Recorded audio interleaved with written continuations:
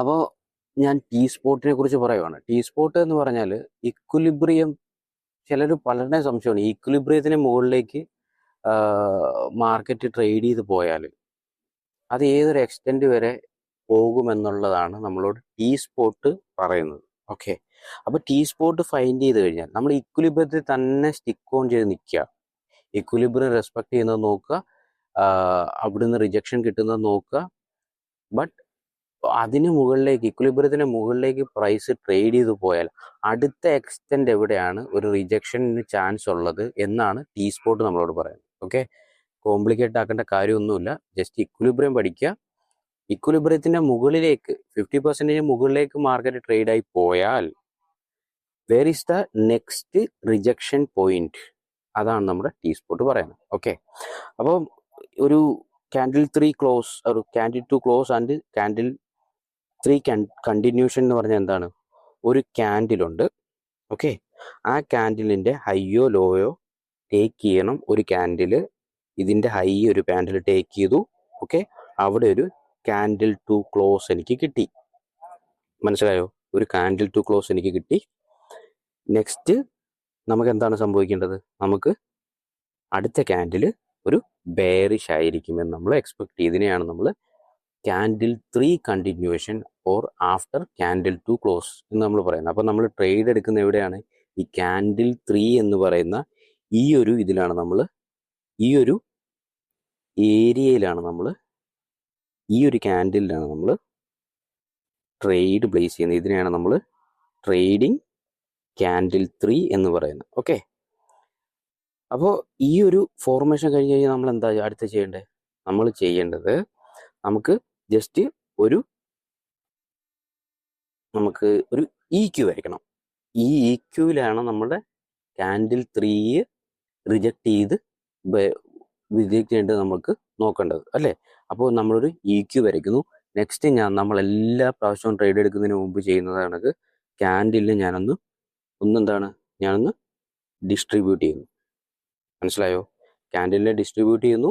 Then ഒരു EQ C2 candle 2 ഒരു equilibrium വരയ്ക്കുന്നു. ക്യാൻഡിൽ 3 നമ്മൾ എന്താണ് അതിൻ്റെ നേച്ചർ എന്ന് നോക്കുന്നു, നമ്മൾ അതിൽ ട്രേഡ് ചെയ്യുന്നു. അപ്പം ഞാൻ ഈ ഒരു സാധനം 50 മിനിറ്റിലേക്ക് പോയിട്ട് നമുക്ക് എന്താണ് അവിടെ നടക്കുന്നത് നമുക്കൊന്ന് ജസ്റ്റ് നോക്കാം. അപ്പം നിങ്ങൾക്ക് ക്ലിയർ ആയിട്ട് ടി സ്പോട്ട് എന്താണെന്ന് ഞാൻ കാണിച്ചു തരാം. അപ്പോൾ സെയിം ക്യാൻഡിലെ ഞാൻ 50 മിനിറ്റിൽ ഡിസ്ട്രിബ്യൂട്ട് ചെയ്തു. ഈ ഒരു സെയിം ആ ഒരു ക്യാൻഡിലിനെ തന്നെയാണ് ഈ 50 മിനിറ്റിൽ ഞാൻ ഇപ്പോൾ ഡിസ്ട്രിബ്യൂട്ട് ചെയ്തേക്കുന്നത്. ഓക്കെ, അപ്പം ഇതിലെന്താണ് സംഭവിച്ചത്? എനിക്ക് 3 ക്യാൻഡിലുണ്ട്. ക്യാൻഡിൽ 1 ഉണ്ട്, ക്യാൻഡിൽ 2 ഉണ്ട്, ക്യാൻഡിൽ 3 ഉണ്ട്. ഓക്കെ, ക്യാൻഡിൽ 1നെ ക്യാൻഡിൽ 2 സ്വീപ്പ് ചെയ്ത് അടുത്ത എന്താണ് എനിക്ക് കിട്ടേണ്ടത്? നമുക്കൊരു ഐഡിയൽ ഫോർമേഷൻ കിട്ടണം. അതായത് ഐഡിയൽ ഫോർമേഷൻ എന്ന് പറഞ്ഞാൽ എനിക്കൊരു CIST കിട്ടണം. ഓക്കെ, CIST കിട്ടിയാൽ നമുക്ക് ഡയറക്ഷൻ ഡൗൺ സൈഡിലാണെന്ന് കൺഫേം ആയി അല്ലേ. ഇനി നമുക്ക് എന്താ വേണ്ടത്? നമുക്ക് ഓൾറെഡി അവിടെ ഇക്വിലിബ്രിയം നമ്മൾ 4 ഹവറിൽ നിന്ന് വരച്ചിട്ടാണ് 50 മിനിറ്റിലോട്ട് വന്നിരിക്കുന്നത് അല്ലേ. അപ്പോൾ ഇപ്പോൾ എല്ലാവർക്കും ഉള്ള ഡൗട്ട് എന്ന് പറഞ്ഞു കഴിഞ്ഞാൽ മാർക്കറ്റ് ഇനി ഇതിന് മുകളിലേക്ക് ഇങ്ങനെ ട്രേഡ് ആയി പോയാൽ, ഈ ഒരു ഇക്വിലിബ്രിയത്തിന് മുകളിലേക്ക് ട്രേഡ് ആയാൽ ഏതൊരു ഏരിയ വരെ ട്രേഡ് ആയി പോകാൻ ചാൻസ് ഉണ്ട്?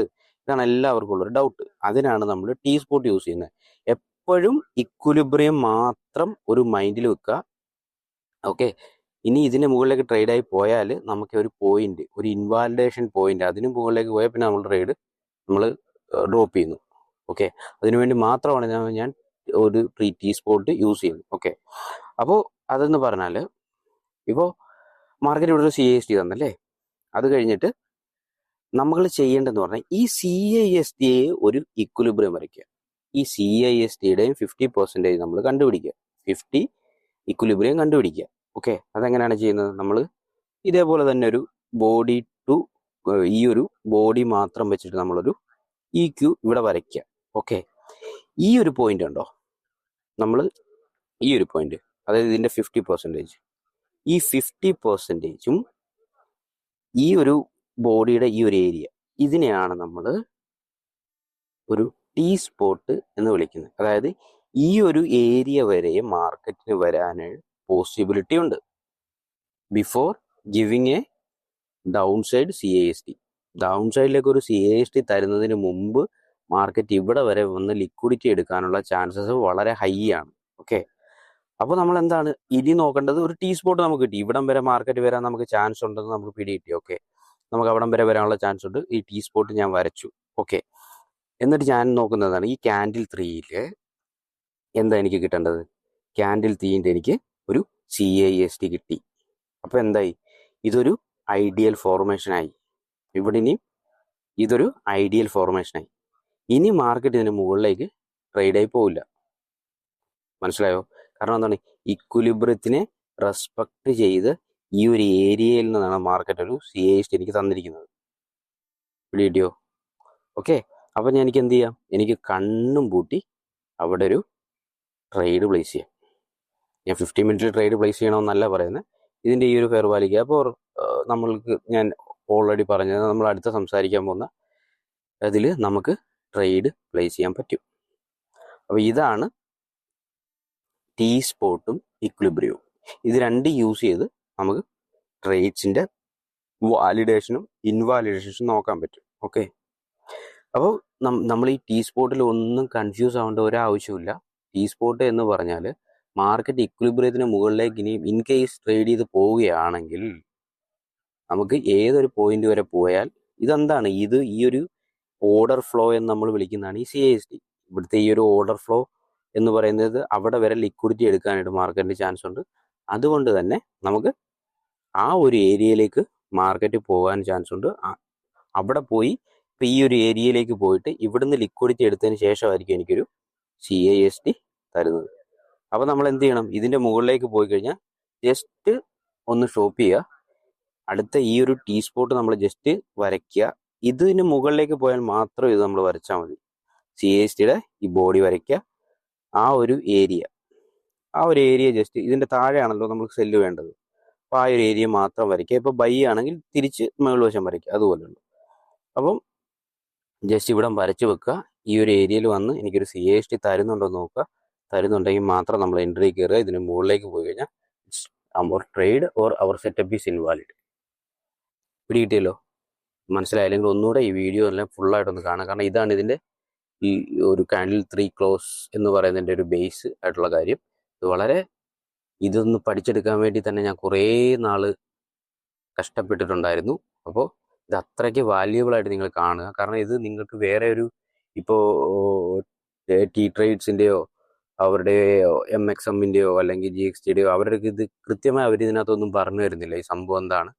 കാരണം അവർക്കത് യൂസ് ചെയ്യുന്നത് അവർ ഇൻഡിക്കേറ്റർ യൂസ് ചെയ്തിട്ടാണ്. അപ്പോൾ അത് നമുക്കൊന്ന് ഡെറിവ് ചെയ്തെടുക്കാനായിട്ട് ഞാൻ കുറച്ച് ഒരു ടൈംസ് അതിനകത്ത് സ്പെൻഡ് ചെയ്തിട്ടുണ്ട്. അപ്പോൾ ആ ഒരു വാല്യൂവിൽ നമ്മളിതിനെ കാണുക. അപ്പോൾ എന്നിട്ട് നിങ്ങൾ ഇത് വർക്കൗട്ട് ചെയ്ത് നോക്കുക. അപ്പോൾ ഇതാണ് മോസ്റ്റ്ലി ഈ ഇക്വിലിബ്രിയം വരച്ചിട്ട് ട്രേഡ്സ് എടുക്കുമ്പോൾ ഉണ്ടാകുന്നൊരു കൺഫ്യൂഷൻ എന്ന് പറയുന്നത് ഈ ഒരു ഏരിയയിലാണ്. അപ്പോൾ നമുക്ക് അതിപ്പോൾ ക്ലിയർ ആയി എന്ന് ഞാൻ വിശ്വസിക്കുന്നു. എന്തെങ്കിലും ഡൗട്ട് ഉണ്ടെങ്കിൽ എന്നെ പേഴ്സണലായിട്ട് കോൺടാക്ട് ചെയ്യുക. ഓർ ഇൻ ചാനലിലോ നമ്മുടെ കമ്മ്യൂണിറ്റിയിൽ ഒരുപാട് ആൾക്കാർ ഇത് ഫോളോ ചെയ്യാത്ത ഒരുപാട് ആൾക്കാരുണ്ടാവും. അപ്പോൾ അങ്ങനെയുള്ള ആൾക്കാർക്ക് കൂടെ ബുദ്ധിമുട്ടാവാതിരിക്കാൻ വേണ്ടിയാണ് ഞാൻ പറഞ്ഞത്. ചാനലിൽ ഇടുവാണെങ്കിൽ ഞാനൊരു Q&A സെഷൻ പോലെ ഏറ്റവും അവസാനം ഞാൻ നിങ്ങളുടെ ഡൗട്ട് ക്ലിയർ ചെയ്ത് തരുന്നതായിരിക്കും. അപ്പോൾ നമുക്ക് ട്രേഡിംഗ് ക്യാൻഡിൽ 3 എന്താണെന്ന് അടുത്ത വീഡിയോയിൽ നോക്കാം. ഇപ്പോൾ ഓൾമോസ്റ്റ് എല്ലാവർക്കും പിടികിട്ടി കാണും എന്താണ് ഇതെന്ന്. നമ്മൾക്ക് ജസ്റ്റ് എക്സാമ്പിൾ ഒന്ന് നോക്കാം.